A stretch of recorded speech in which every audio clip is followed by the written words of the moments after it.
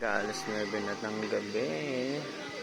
Yan, dito tayo pa rin sa Silvas at Spring Resort. Dito pala kami yung kinuha namin kubo na may kwarto.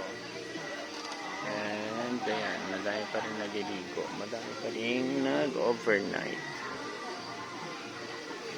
Hanggang dun yan. May ilaw naman. Masarap dito overnight kasi mainit yung tubig.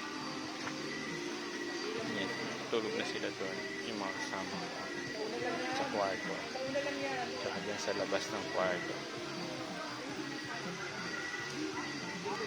Gusto ko masyado pang maaga pa. Kaya maya-maya nagpapaantok lang. Matutulog na rin ako maya-maya. Siguro mga 10.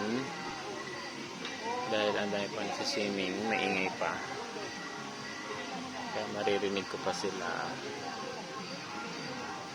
Yun lang.